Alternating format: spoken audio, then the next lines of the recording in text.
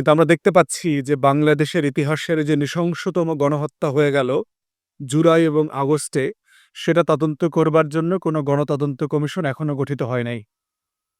এই যে হাজার, হাজার মানুষ মারা গেল, তাদের লড়াইয়ের গল্পটা, তাদের ঘটনাগুলোকে উঠায় নিয়ে আসা, এর কোনো আগ্রহ এই তত্ত্বাবধায়ক সরকার অথবা অন্তর্বর্তীকালীন সরকারের মধ্যে দেখতে পাচ্ছি না। এটা হতে পারে যে এই সরকারের অধিকাংশ উপদেষ্টারা চেতনায় আওয়ামী ঘরানার এখনো। তারা চেতনায়, মনস্তত্ত্বে আওয়ামী, ঘাদানি পরিবেষ্টিত জায়গাগুলোকে তারা ধারণ করেন। তারা মোটা দাগে এখনো ভারতপ্রেমী, দিল্লির দাসত্ব মনস্তত্ত্বে ধরে রেখেছেন। তো সেই জায়গাতে বারবার দেখতে পাচ্ছি ৪.৫ মাস হয়ে গেছে। আমরা এখনো জানি না জুলাই, আগস্টে আমাদের কতজন ভাই-বোন শহীদ হয়েছেন।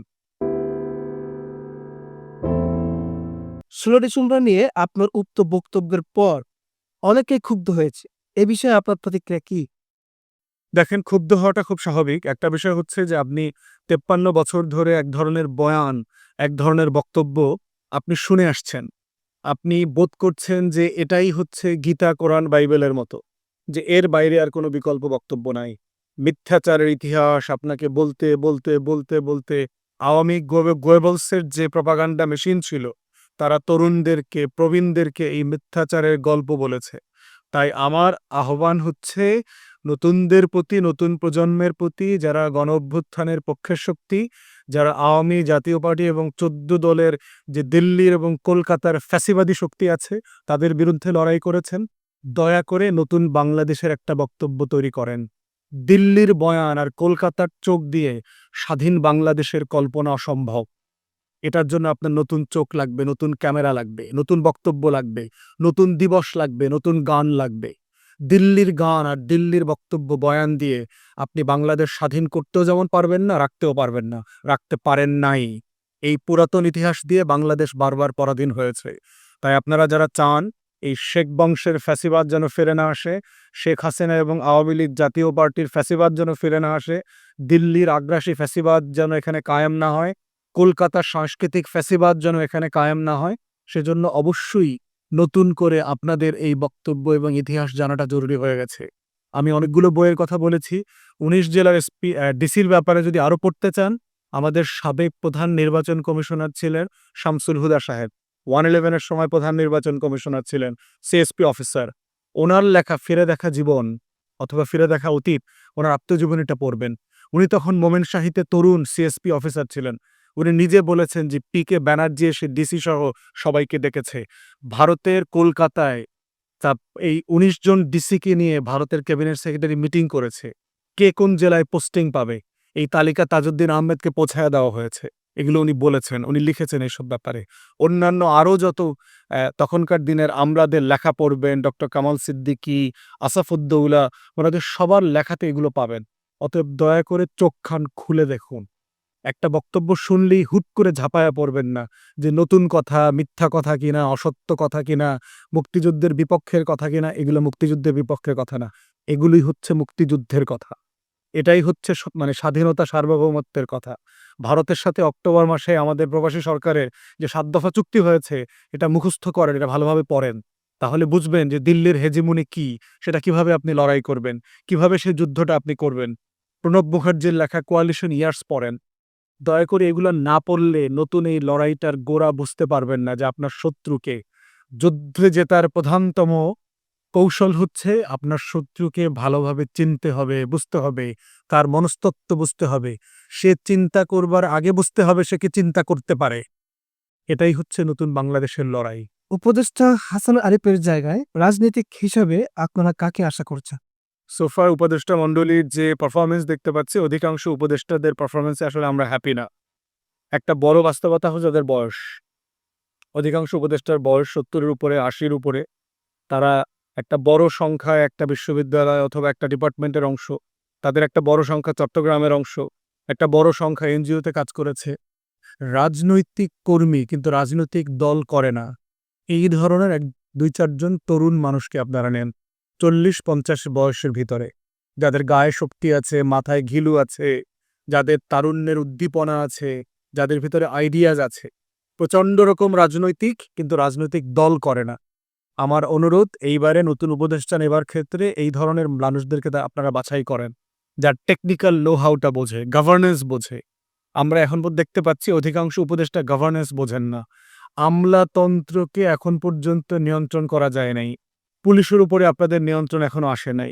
যদিও পুলিশের রিসেন্ট অ্যাপয়েন্টমেন্টগুলো প্রফেশনালি ভালো হয়েছে এবং আমরা আশা করছি ওনারা অচিরেই এই নিয়ন্ত্রণটা আনবেন। আমলাতন্ত্র থেকে ৫০ থেকে ৬০% লোককে ছাঁটাই করা দরকার। সিনিয়র অফিসিয়াল যারা আছেন সচিব থেকে ৩৫ থেকে ৩৮ জন এখনো আওয়ামী লীগের দালাল, দোসর। হাসিনার অ্যাপয়েন্টিজরা এখনো রয়ে গেছে। অথচ আমরা দেখতে পাচ্ছি যারা বঞ্চিত ছিলেন, যারা ৪ মাস আগেও সিনিয়র অ্যাসিস্ট্যান্ট সেক্রেটারি থেকে প্রমোশন পান নাই, সেই মানুষগুলোকে সচিব করে দায়িত্ব দেওয়া হচ্ছে না। অথচ তারা যোগ্য, মেধাবী, টাফ, দৃঢ়চেতা মানুষ আছে। অতএব এই বিবেচনাগুলো মাথায় রেখে দয়া করে ভালো সিলেকশনটা করবেন। পলিটিক্যাল পার্টিজের সাথে যদি কনফিডেন্সিয়ালি আপনাদের মতামত চাওয়ার সুযোগ থাকে সেটাও করবেন। ভুল সিদ্ধান্ত নেবেন না। মুরব্বীদেরকে টেনে আনবেন না। পেনশনার, অবসরপ্রাপ্ত লোকদেরকে দিয়ে এই কাজ করা সম্ভব না। এটা বয়সের কারণে একটা বাস্তবতা আছে। অতএব সেই জায়গায় আমাদের অনুরোধ, পারফর্ম করবে ভালো, আমলাতন্ত্র ভালো বোঝে, এই ধরনের দুর্দান্ত, মেধাবী, সুশাসন বোঝে, ডেলিভার করতে পারবে, তরুণদের কনফিডেন্স আছে, এমন মানুষদেরকে আপনারা বাছাই করেন এবং তাদেরকে উপদেষ্টা মণ্ডলীতে দায়িত্ব দেন। বিডিআর বিদ্রোহের ঘটনায় তদন্ত কমিশন অবশেষে গঠিত হলো, এটাকে কিভাবে মূল্যায়ন করবে? অন্তর্বর্তীকালীন সরকার নেওয়ার পরে ৪টা গণহত্যার, মেজর গণহত্যার বিচারের দাবিতে আমরা ৪টা গণতদন্ত কমিশনের দাবি করেছি। স্যাডলি একটা কমিশন করেছে গুম খুনের ব্যাপারগুলো ইনভেস্টিগেট করবার জন্য। কিন্তু সেই কমিশনের ফরমেশন এবং তাদের কার্যপরিধি, যে কমিশনটা করা হয়েছে গুম খুন তদন্ত করবার জন্য এবং তাদের যে কার্যপরিধি দেওয়া হয়েছে, সেটাকে আমি সাফিসিয়েন্টলি মনে করি না যে এটা কাজ করবার মতো।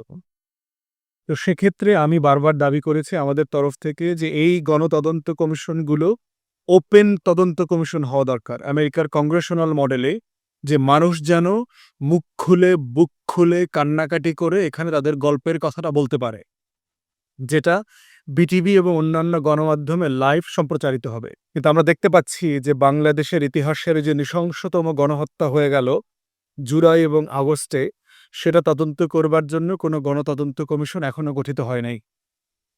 এই যে হাজার হাজার মানুষ মারা গেল, তাদের লড়াইয়ের গল্পটা, তাদের ঘটনাগুলোকে উঠায় নিয়ে আসা, এর কোনো আগ্রহ এই তত্ত্বাবধায়ক সরকার অথবা অন্তর্বর্তীকালীন সরকারের মধ্যে দেখতে পাচ্ছি না।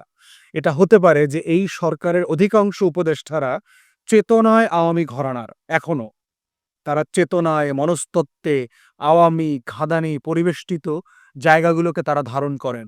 তারা মোটা দাগে এখনো ভারতপ্রেমিক, দিল্লির দাসত্ব মনস্তত্ত্বে ধরে রেখেছেন। তো সেই জায়গাতে বারবার দেখতে পাচ্ছি ৪.৫ মাস হয়ে গেছে, আমরা এখনো জানি না জুলাই আগস্টে আমাদের কতজন ভাই বোন শহীদ হয়েছেন। এই সংখ্যাটা এখনো পরিষ্কার না। এটা কি ১৭০০, ১৪০০, ৯০০, কতজন আমরা এখনো জানি না।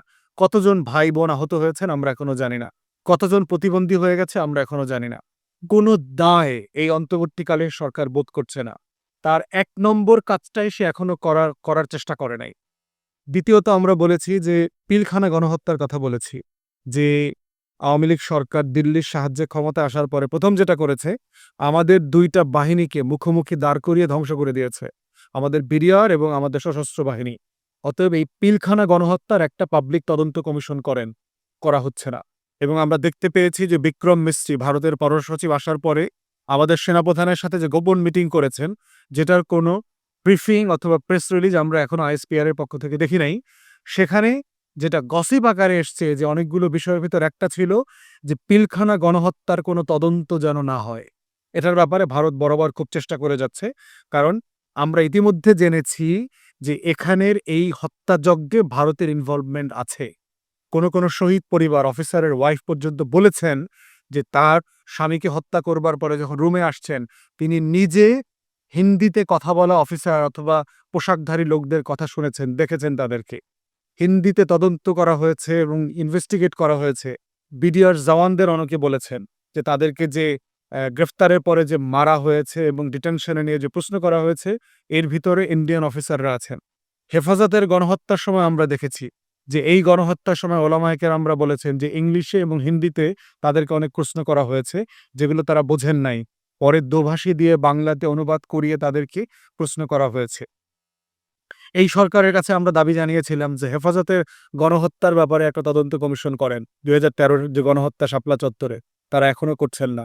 আমরা বলেছিলাম যে বিএনপি, জামায়াত, হেফাজত সহ টোটাল বিরোধী দলীয় নেতাকর্মীদের উপরে যে অত্যাচার, নির্যাতন, গুম খুন হয়েছে সেটা নিয়ে আপনারা একটা তদন্ত কমিশন করেন। এখনো অন্তর্বর্তীকালীন সরকার করবার কোনো আগ্রহ দেখাচ্ছে না।